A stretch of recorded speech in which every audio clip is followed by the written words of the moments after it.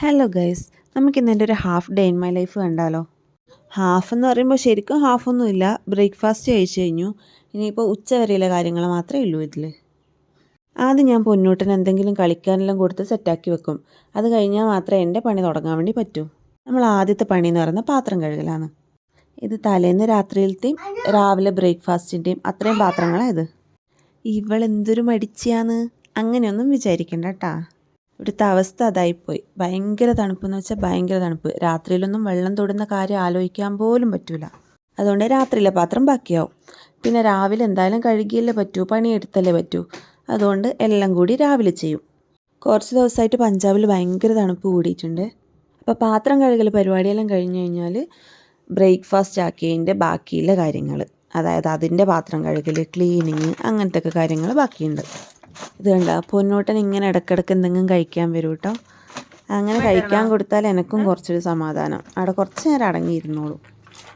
അങ്ങനെ കുറച്ച് ക്യാഷ്യും പിസ്തയും കൊണ്ടുപോകാൻ സൈഡായിട്ടുണ്ട്. അപ്പോൾ ഞാൻ എൻ്റെ ബാക്കി പരിപാടിയിലേക്ക്. ശരിക്കും ഈ പണിയെല്ലാം രാത്രി ചെയ്താൽ നല്ല എളുപ്പമുണ്ട്. ആഗ്രഹമില്ലായിട്ടല്ല. കണ്ട, ഇതാണ് ഇവിടുത്തെ അവസ്ഥ. ഉച്ച ഒരു 12 മണി വരെയും ഇതുപോലെ തന്നെ ആയിരിക്കും. അല്ലെങ്കിൽ വെയിലത്ത് നടക്കാനൊക്കെ പോവും. ഇപ്പോൾ പിന്നെ ആ ഒരു പണിയും കുറഞ്ഞിട്ടുണ്ട്. ഇവൻ എന്തെങ്കിലും കഴിക്കാൻ കൊടുത്താൽ അപ്പം എനിക്ക് കൊണ്ടുതരും കേട്ടോ. നമ്മളും പണ്ട് അങ്ങനെയല്ലേ. അത് കഴിയുമ്പോൾ ഇവനെ കുറച്ച് മുന്തിരി കൊടുത്ത് സൈഡാക്കി.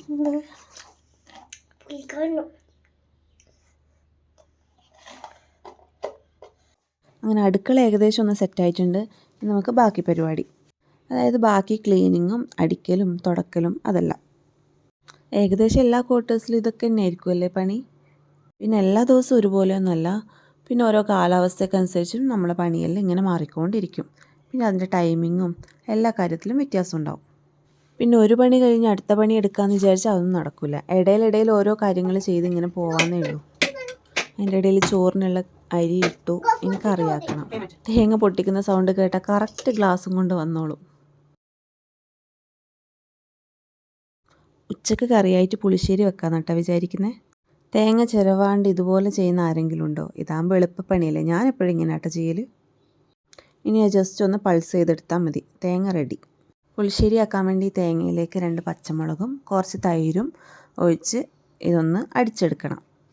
പിന്നെ പുളിശ്ശേരി കഷ്ണങ്ങൾ ഉപ്പും മഞ്ഞൾപ്പൊടിയും ഇട്ട് വേവിച്ചെടുക്കുക. അതിലേക്ക് ഈ തേങ്ങയുടെ കൂട്ട് ഒഴിച്ചു കൊടുക്കുക. പിന്നെ ആവശ്യത്തിന് വെള്ളവും ആവശ്യത്തിന് ഉപ്പും കുറച്ചും കൂടി അധികം മഞ്ഞൾപ്പൊടിയും ഇട്ട് നമുക്കതൊന്ന് ഇളക്കിയെടുക്കാം. പിന്നെ ജസ്റ്റ് തിളച്ചാൽ മതി. നമ്മുടെ പുളിശ്ശേരി ഇവിടെ റെഡി ആയിട്ടുണ്ട്. അതിനെ വറുക്കാൻ നോക്കുമ്പോഴത്തേനും കറിവേപ്പിലയില്ല. അപ്പോൾ ഓപ്പോസിറ്റ് ക്വാർട്ടറിൽ നല്ല കറിവേപ്പിലയുണ്ട്. അങ്ങോട്ടേക്ക് അത് പറിക്കാൻ വേണ്ടി പോയി. ഒരു പാനിൽ എണ്ണ ഒഴിച്ച് കടുക് പൊട്ടിച്ച് അതിലേക്ക് കുറച്ച് ഉലുവയും കൂടി ഇട്ട് കുറച്ച് കറിവേപ്പിലയും കൂടി ഇട്ടാൽ സംഭവം സെറ്റ്. ഇനി അത് പുളിശ്ശേരിയിൽ ഒഴിച്ചാൽ മാത്രം മതി. അപ്പോഴേക്കും മുകളിൽ നിന്ന് ശ്യാമേച്ചിയും ലച്ചുവും വന്നിട്ടുണ്ട്. ഇവർ ഞങ്ങളുടെ ക്വാർട്ടേഴ്സിൻ്റെ മുകളിലെ ക്വാർട്ടേഴ്സിലാണ് കേട്ടോ. നാട്ടിലിവർ തിരുവനന്തപുരവും കാസർഗോഡും രണ്ടും അറ്റത്താണെങ്കിലും ഞങ്ങൾ പക്ഷെ അങ്ങനെയല്ല കേട്ടോ. ഒരു ഫാമിലി പോലെ തന്നെ ഞങ്ങൾ. പൊന്നൂട്ടനും ലച്ചു ചേച്ചിയും ഭയങ്കര കൂട്ടാണ്. ഇവർ കളിക്കാൻ വേണ്ടി ഒന്നുകിൽ ഞങ്ങളുടെ ക്വാർട്ടറിലേക്ക് വരും, അല്ലെങ്കിൽ മുകളിൽ അവരുടെ ക്വാർട്ടേഴ്സിലേക്ക് പോകും. ആദ്യത്തെ 2 മിനിറ്റ് ഇവർ ഭയങ്കര സ്നേഹവും, അത് കഴിഞ്ഞിട്ടുള്ള ബാക്കി സമയങ്ങളിൽ ഭയങ്കര അടിയാണ് കേട്ടോ.